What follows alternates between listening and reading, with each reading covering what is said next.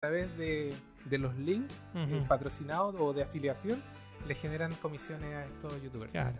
Ahora recordé el nombre del canal, se llama José Tecnofanático. La verdad es que es bien interesante. No lo he visto, pero lo voy a revisar. Súper interesante, él tiene temas de drones con celulares, hace hartas reseñas de problemas también que han tenido las compañías. En realidad bien interesante de actualidad de tecnología, digamos.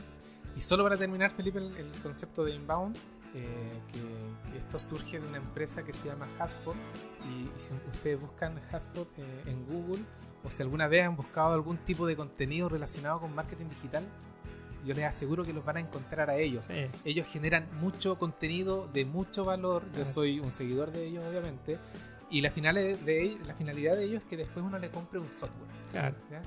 Ellos generan metodología, conversábamos hace un rato. Sí. Súper interesante. Súper interesante.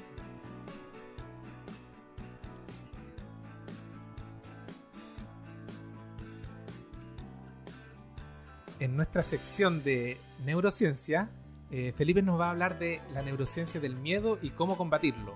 Técnicas de visualización y meditación. Cuéntanos un poquito, Felipe, ¿de qué se trata este tema? Sí, la verdad es que hoy les traigo un tema que personalmente también utilizo en la parte clínica. Recordándole a los amigos que mi profesión es la medicina, me dedico mucho a trabajar con personas que están con trastornos de ánimo y otras patologías psicoemocionales. Y esta técnica neurocientífica la llevo utilizando alrededor de 8 o 9 meses más o menos. Y obviamente todo lo que nosotros hacemos en la academia, los métodos que yo desarrollo en la academia, son todos basados en la ciencia de alguna manera, adaptados a los negocios, pero también son adaptados a la vida. Y gran parte de esto tiene que ver con tu mindset. Alguna vez hablamos del mindset, hablamos del flow, los capítulos del flow hablamos mucho de mindset, de cómo está tu seteo mental. Y la verdad es que esto tiene mucho que ver con el eje pensamiento-emoción. Y la base de esta teoría, o la base de este funcionamiento, es que tu cerebro no entiende si lo que tú estás pensando es un recuerdo de algo vivido, o es un recuerdo de algo inventado, o es incluso una ilusión del futuro probable. Tu cerebro reacciona emocionalmente ante esas imágenes que tú creas en tu mente, y por supuesto la emoción que viene por consecuencia es la relacionada a esa imagen. Así que una vez que uno entiende, no sé si lo expliqué lo suficientemente bien, pero en otras palabras, si te pones a pensar en algo y empiezas a imaginar algo, tu cerebro no sabe si esa imaginación de algo inventado es distinto a un recuerdo de algo vivido. Y si esa imaginación es de algo muy negativo que te genera dolor, pena, rabia, frustración, es indistinto a un recuerdo de una vivencia que generó un trauma en tu emoción. ¿Se entiende más o menos, Pablo? Sí. Okay. Entonces, cuando uno entiende el poder que tiene el pensamiento para tus emociones y para tu programación cerebral, uno tiene que entender y tomarle el peso a el ordenar los pensamientos, al generar un seteo mental orientado a esos pensamientos que te generan más emociones positivas o menos emociones negativas. En el fondo, ¿qué tipo de emoción quieres tener? ¿Una emoción positiva, de alegría, de felicidad, de amor, de compasión? ¿O quieres estar con dolor, pena, rabia, frustración y emociones de miedo, por supuesto? La emoción del miedo es una emoción tremendamente poderosa. Y muchas veces tenemos estos otros sentimientos que yo les había dicho, que la frustración muchas veces, la rabia, están relacionadas netamente con el miedo a algo que no va a ocurrir, o con la frustración a algo que no ocurrió, y cuando eso no ocurre tengo miedo de que no vaya a resultar otra cosa. Entonces entender el origen de tu miedo, entender la potencia que tiene el miedo es muy importante para lograr buscar tu máximo potencial. Y una forma muy potente que está descrita en la ciencia, y que cada vez hay más papers y más investigaciones científicas y más reportes de estudios de casos de esto, son las técnicas de visualización.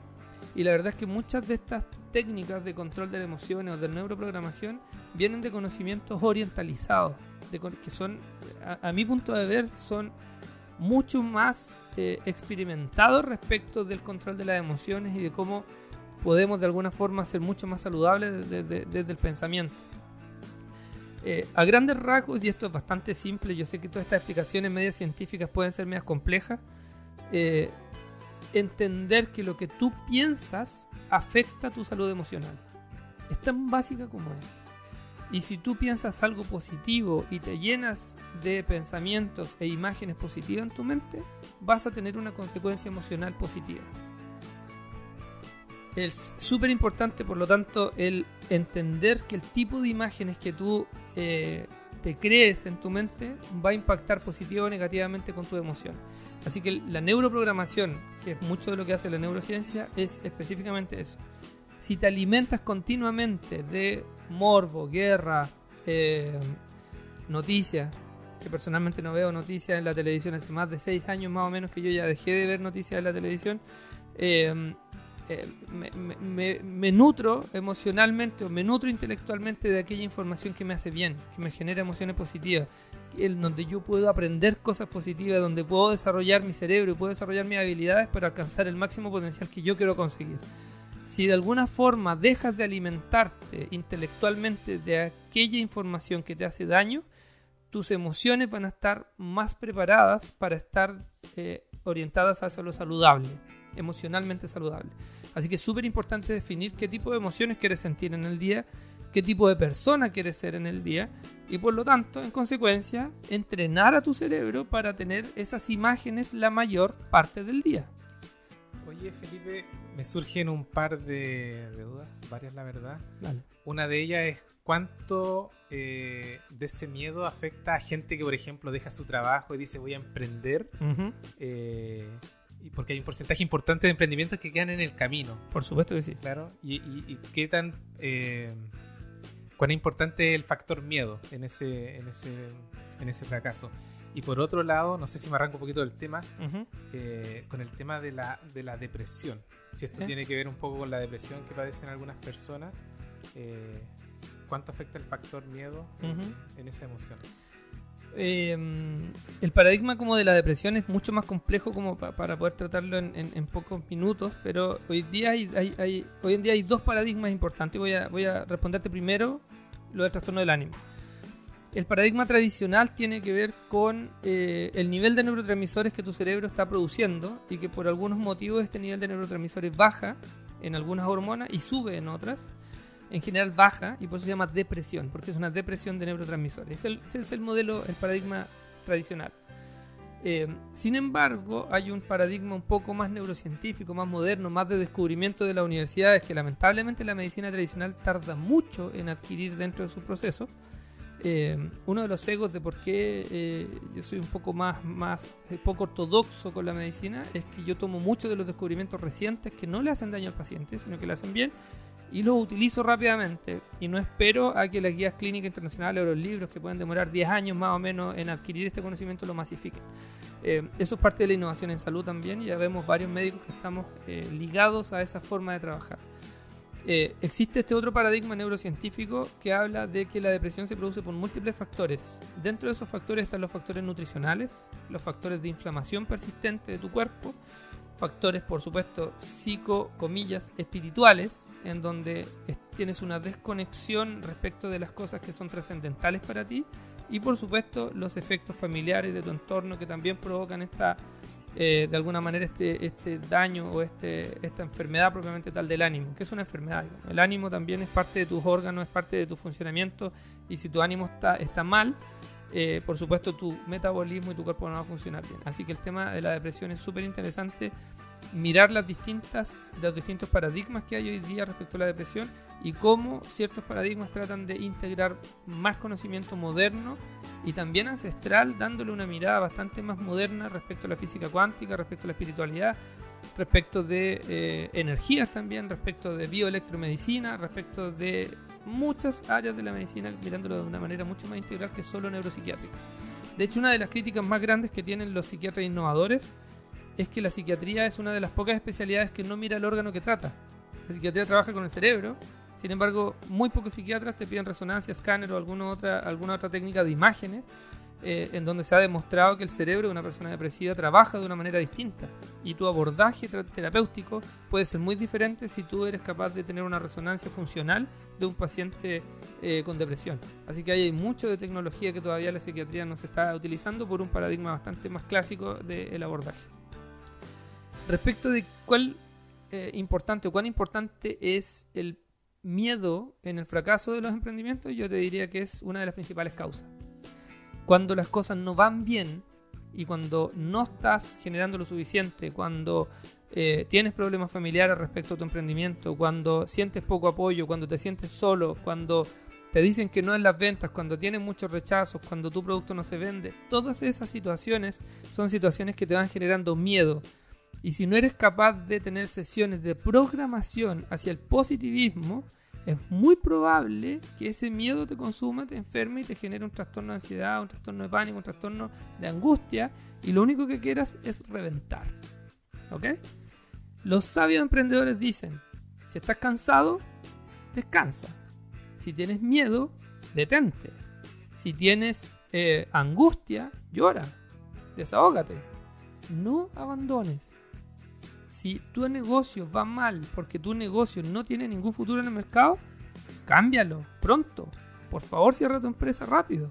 Pero no esperes a quebrar y a reventar tu familia y todo tu patrimonio personal. Sin embargo, si tu empresa va bien, pierde el miedo a salir a vender de manera más proactiva y agresiva. Entonces ahí hay una enseñanza súper potente de cómo el miedo puede afectar el desempeño, tu desempeño como emprendedor, tu desempeño como empresario, y cómo puede ser una de las principales causas de por qué fracasan los empresarios. Oye, Felipe, hay una pregunta que está un poquito ligada a lo que comentaba recién. Cuando las cosas en una empresa a lo mejor sí se están dando, estás vendiendo, habrá gente también que tiene miedo a crecer, al éxito, a que su empresa crezca exponencialmente. Sí, por supuesto. En el capítulo anterior vimos el tema de las creencias. ¿Te acuerdas que conversamos mucho de las creencias? Por ejemplo, alguien podría tener la creencia de el tener mucho dinero esclaviza. De verdad que me hiciste unas preguntas, sí, donde sacaste un perfil. Tú dijiste que el dinero era poder. El dinero era poder. ¿Y el poder qué es? Buena pregunta.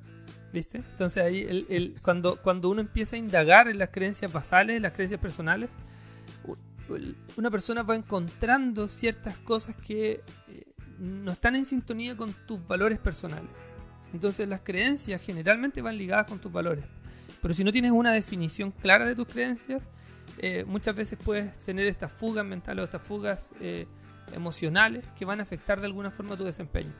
Otra creencia puede ser: el tener mucho dinero trae problemas, o no hay ningún empresario honesto exitoso. ¿Has escuchado eso, no? Sí. Todos los empresarios millonarios alguna vez se jodieron a alguien, dicen algunos.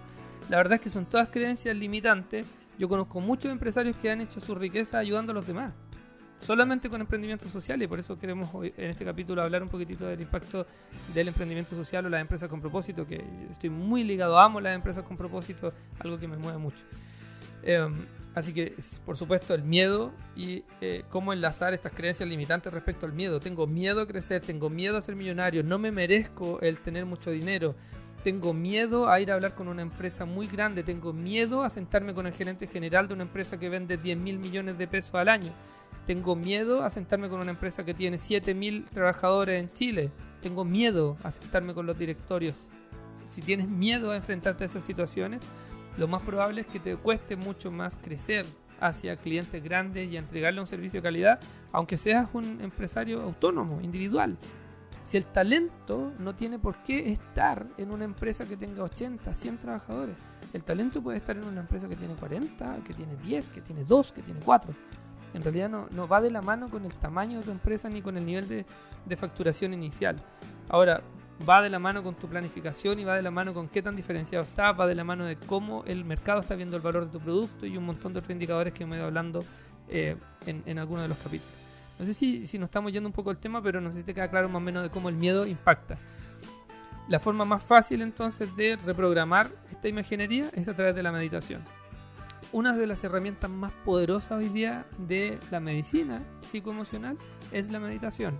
Hay múltiples estudios que la comparan con terapia farmacológica, terapia de grupo, y la meditación relativamente bien hecha, porque ni siquiera es una meditación espectacular, completa. Incluso el mismo Dalai Lama, que se supone que es el máster en meditación del mundo, él dice que meditar es una de las cosas más difíciles que se puede hacer. Meditar relativamente bien, ni siquiera súper bien, sino que relativamente bien. Intentarlo, adquirir. Esto es todo práctica. Si cuando juegas básquetbol no vas a ser el mejor de la cancha